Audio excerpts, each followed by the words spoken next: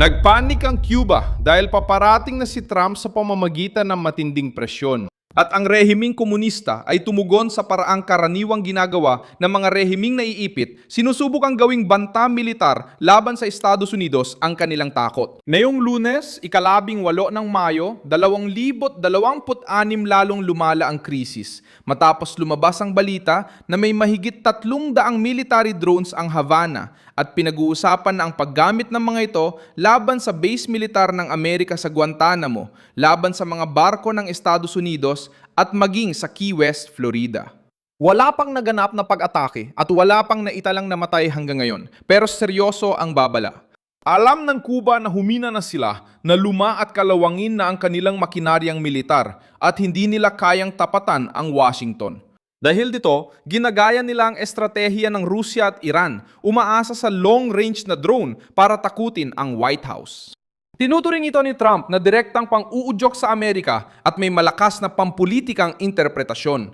Hindi lang nagtatanggol ang Havana, kundi ginagamit na rin nila ang kanilang mga armas para subukang pigilan ang bagong opensiba ng Amerika laban sa diktadurang Cuban. Ikuwento ko lahat yan pero siguradong gusto mo mag-subscribe para updated ka. Real-time na impormasyon sa pinakamataas na kalidad ng pamamahayag sa kredibilidad, Milson Alves. Hindi kailangan bumaba ni Trump sa Havana para manginig ang rehimeng Cuban. Dumating siya sa tulong ng CIA, kagawaran ng katarungan, pressure sa ekonomiya at malinaw na babala na hindi pwedeng gawing plataforma ng Cuba ang Russia, Iran at China na malapit sa Florida. Ang CIA Director na si John Ratcliffe ay nasa Cuba noong Huwebes.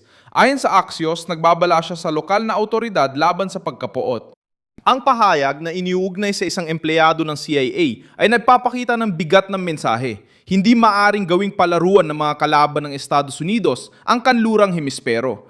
Ayon sa inilabas na impormasyon, simple, ngunit delikado ang ginagawa ng Cuba. Nagkakalat sila ng attack drone na may iba't ibang kakayahan sa mga estratehikong lugar ng isla. Pinaratang na ang mga kagamitang ito mula Russia at Iran noong 2023 habang ang mga autoridad ng Cuba ay naghanap pa ng dagdag na drone at militar na kagamitan mula Russia kamakailan. Ang layunin ay magkaroon ng kakayahang tumugon laban sa Washington, hindi sa pamamagitan ng tradisyonal na lakas militar, kundi sa pamamagitan ng asimetrikong banta gamit ang mga drone bilang kasangkapan ng pananakot. Ang pagpili ng mga drone ay nagpapakita ng kahinaan, hindi kinikilala ang Cuba bilang makabagong militar na kapangyarihan. Ang mismong ulat na binanggit ng mga opisyal ng Cuba ay nagsasaad na wala namang nag-aalala sa Washington tungkol sa mga fighter jet ng Cuba dahil hindi rin malinaw kung may anumang fighter jet ang Cuba na kayang lumipad.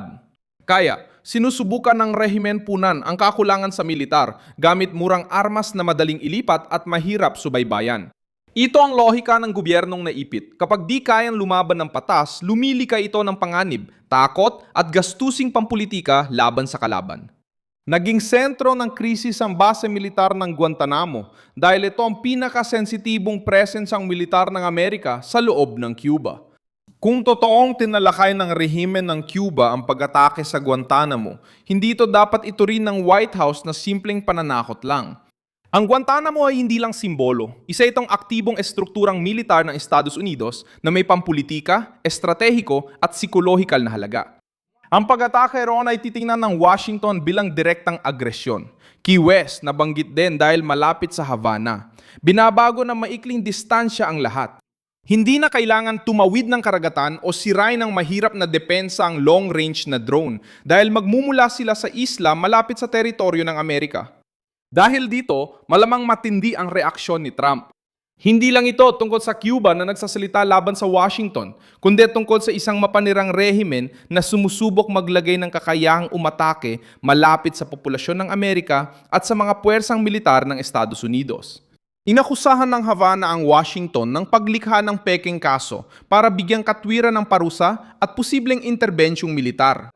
Ayon kay Bruno Rodriguez, kalihim ng ugnayang panlabas, hindi nagbabanta ng digmaan ng Cuba at naghahanda lang ito laban sa panlabas na agresyon bilang lehitimong depensa.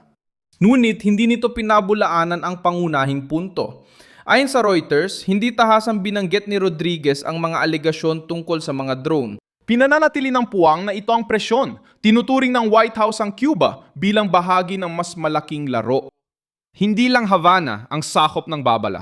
Ayon sa Axios, may Iranianong tagapayo militar sa Cuba, mga pasilidad ng intelihensya ng Russia at China para sa signal collection at interes ng Cuba na matutunan paano nilabanan ng Iran ang presyong militar ng Amerika. Mabigat basahin ang politika sa Washington. Parang gusto ng Cuba maging maliit na base ng mga kaaway ng US sa Caribbean. Nag-ibang tono ng krisis dahil sa presensya ng Iran gamit ang mga drone bilang pangunahing sandata sa mga labanan.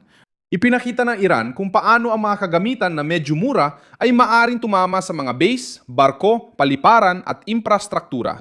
Kung gagayahin ng Cuba ang luhikang ito, hindi lang armas ang binibili ng rehimen, kundi pati pamamaraan.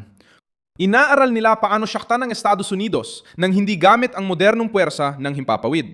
Hindi sinasabi ng mga autoridad ng Amerika na malapit na ang pag-atake ng Cuba na mahalagang detalye. Hindi inihahayag ng Washington na aatake na bukas ang Havana. Ang lumalabas ay isang diskusyong militar tungkol sa mga plano sakaling lumala ang relasyon. Para kay Trump, ang paghintay na maging pag-atake ang banta ay parang pagbibigay ng inisyatiba sa rehimen ng Cuba. Ang doktrinang pampolitika niya ay laging mag-pressure bago lumaki ang problema. Naghahanda rin ang kagawaran ng katarungan ng kaso laban kay Raul Castro dahil sa pagpapabagsak ng 2 eroplano ng Brothers to the Rescue noong 1996. Iniulat ng Reuters na sinabi ng mga source mula sa kagawaran ng katarungan na balak nilang ituloy ang kasong ito at itinuro ng Axios na maaring maisampa ito ngayong linggo. Ibinabalik nito ang lumang pamunuan ng Cuba sa direktang punteriya ng Washington. Mahalagang legaw na punto ito, patunay na sabay-sabay na pinaigting ni Trump ang pag-ipit mula sa iba't ibang panig. Iniugnay ng intelihensya ang mga drone at koneksyon sa mga panlabas na kalaban. Tinututukan ng Departamento ng Katarungan ang pananagutan ng eliteng kastrista. Maaring tumaas ang mga sanksyon. Malinaw ang kombinasyon. Hindi lang masamang balita ang kinakaharap ng Cuba. Isa itong ganap na opensibang pampolitika. Ipinapakita rin ng krisis ang totoong takot ng rehimen ng Cuba. Nakita ng Havana ang pagbagsak ng mga kaalyado, paghigpit ng Washington sa mga kalaban, at napagtanto nitong mas maikli ng panahon ng kawalang parusa sa riyon. Dahil dito, nagkukunwari itong mapanganib. Ang magmukhang mapanganib malapit sa Florida ay maaaring maging pagkakamaling magbibigay kay Trump ng dahilan para lalo pang humigpit. Dito tumitindi ang tensyon. Kung nakakalat ang mga drone sa isla, maaaring makarispand ang Estados Unidos bago pa sumabog ang anumang bagay. Maaaring gawin ito sa parusa, pagblocking pinansyal, operasyong intelihensya, pagpapalakas ng puwersang militar sa Guantanamo o pampublikong presyon laban sa pamunuan ng Cuba. Kung makumpirma ng White House ang bagong datos ng intelihensya, maaring mauwi sa konkretong hakbang ang presyon. Dapat mas tutukan ang Guantanamo, bantayan ang mga barkong Amerikano at isama ang Key West sa radar pampolitika dahil malapit ito sa Havana. Malakas ang kwento ni Trump na yon. Hindi lang basta bagsak na diktadura sa Caribbean ng Cuba.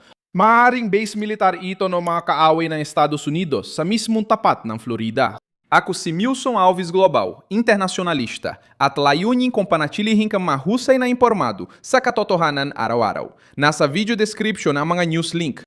I-like ang video, mag-subscribe sa channel, at sa huli, tingnan ang mga komento para maging mas aktibo sa komunidad ni Milson Alves Global.